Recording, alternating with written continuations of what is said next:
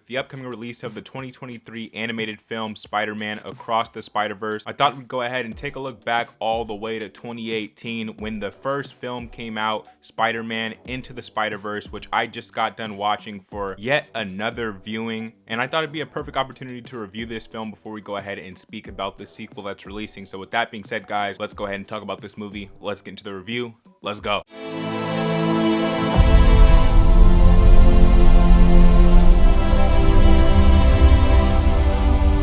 What's going on, you guys? The Demigod back on Demigod AT, bring you another movie review for Spider-Man Into the Spider-Verse 2018. A surprise hit at the time. I remember my first viewing with this, my first theatrical experience with this film, going in to see it, not really sure what to expect. And if you remember, Sony gave us a first look at this film at the very end of Venom. So Venom left a very bad taste in my mouth, so I was a bit worried about going in to see this and trusting Sony to deliver a good film. But I'm glad to say they gave us one of the best animated films we've seen within the last decade. Now, from the opening credits of this film, it already lets you know that this is not a normal experience that you're going to be getting with this movie, with how stylish the opening credits were. And then, of course, once you actually get into the film, you see that refreshing animation style where they were highly inspired by the comic Bubbles, and then they implemented that into the film in almost every single frame. It's quite amazing what they managed to accomplish with the animation inside of Spider-Man Into the Spider-Verse. Now, this film from start to finish is filled with a colorful soundtrack that immediately captures the audience and manages to capture almost every single moment inside of here and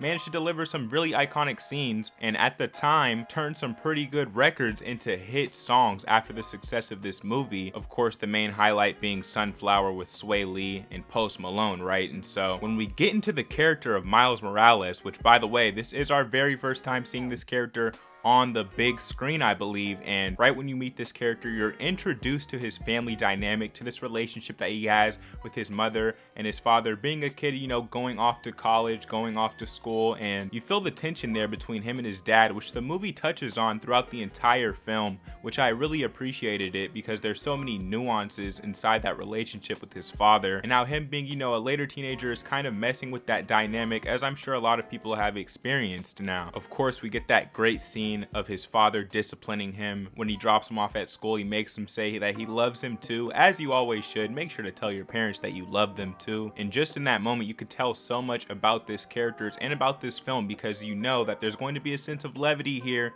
You're going to get some lightheartedness inside of here, as you should, being as this is a Marvel film and a Spider-Man film. Now, very soon after, we're introduced to his uncle, Uncle Aaron, which is the father figure that he relates with in his life a lot more. He's a bit of the bad boy type of character. You know, he goes and does graffiti with Miles, which is, of course, the next scene that we get inside of here, where they go down to the subway and they start tagging up some walls, and we get introduced to the spider with the number 42 on it. That will be the spider that infects Miles in this scene, which I love the way that this film handles the spider bite, by the way, because it's so in detail, and then you see Miles' reaction. He just flicks it off and it's just nothing to him until, of course, he leaves that place and he starts experiencing something very similar to what Peter Parker originally went through, which I love the way that they implemented the comic book inside of here, where he's freaking out over, you know, the power introduction, and then the comic book flops on him and he reads through it and he's, oh my god, how can there be two Spider-Mans? And that's a great question, and a great way for the character to sort of understand what's happening to him in a faster fashion. Now, of course, during that scene, he also ends up meeting Gwen Stacy. She ends up using the fake name, and it's a weird moment when you first see it in the film. You're like,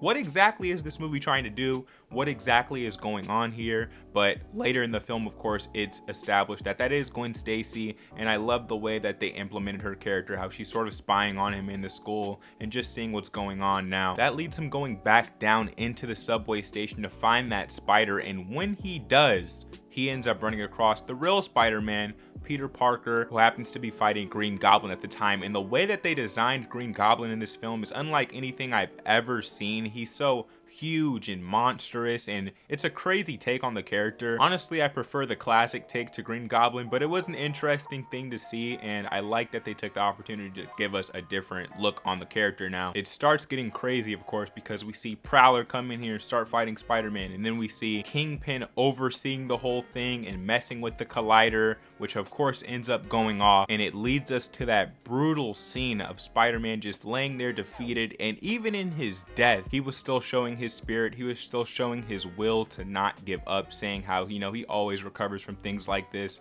But when Kingpin walks over there, when he encounters Kingpin, and we get that brutal death scene, man, and you just have to live in that moment of the death of Spider-Man. It's so interesting because it's unlike anything we've gotten in any of the live action films.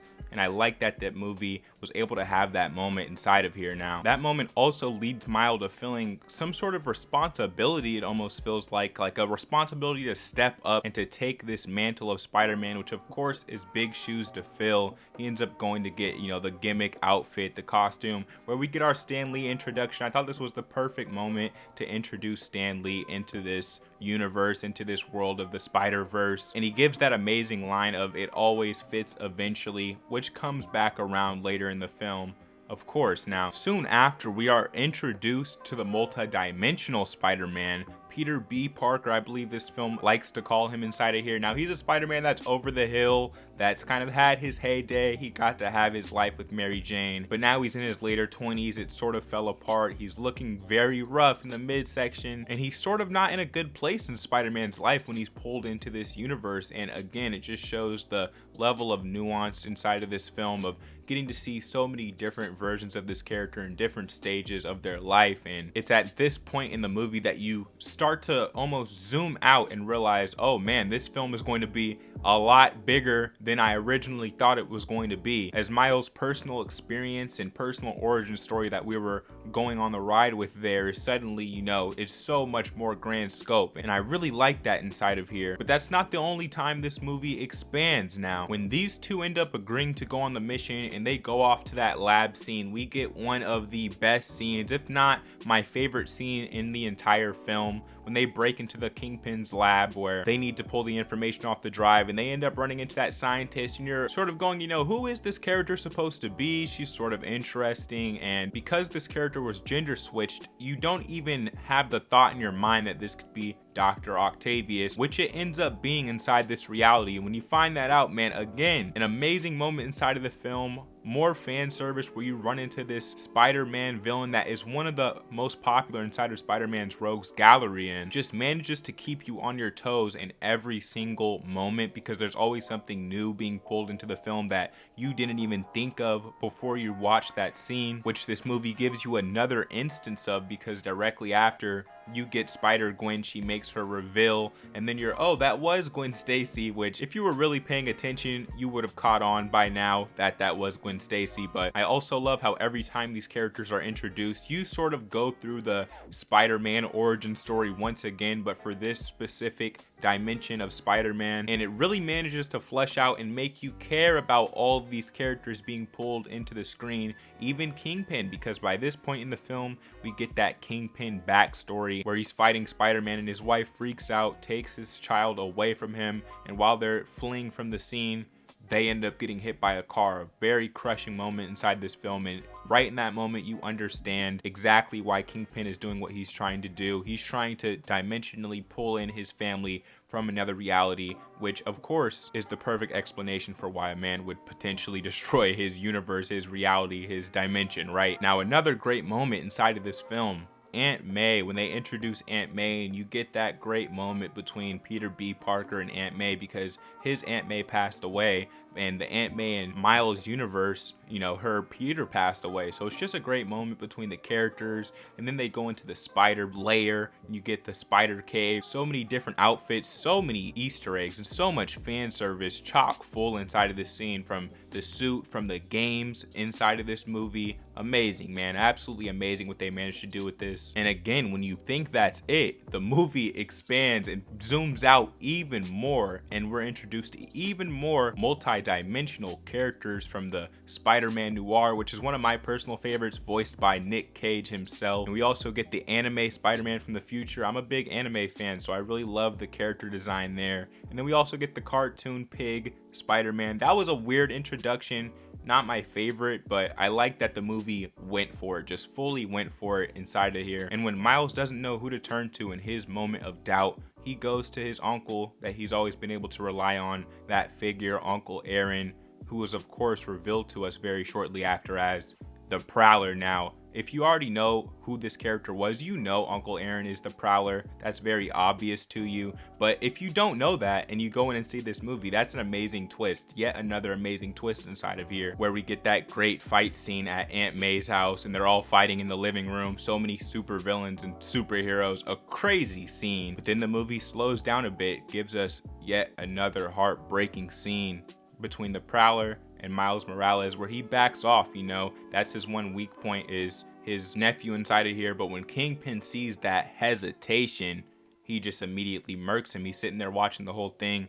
Crazy as hell how he just drops. And then we get that scene of his dad finding him in the alleyway, having to find his brother, and, you know, sort of having his mind twisted up a bit to, did Spider-Man just kill my brother? So many layers in this movie. Though I gotta say, my one problem with the movie comes in right here. Once the dad, you know, is the cop to show up to the scene and find him there, you sort of start to realize, oh, this movie has a bit of a problem with things in the story being so situational. Like, really, his dad of all cops in New York City just happened to show up to find, you know, his son and his brother lying dead there. It's just so coincidental, and there's a lot of coincidental moments inside of this story. But considering this movie is so great on every other level, you know, I just look past a lot of that. But there still is that little tick there, you know, that little thing that could have been explained away a little bit more, but it's all good considering how much greatness this film has given us to this point. And now this is where I feel we really enter the third arc of this film, where we really start to get into the character arc of Miles Morales, and you start to see him evolve as a character,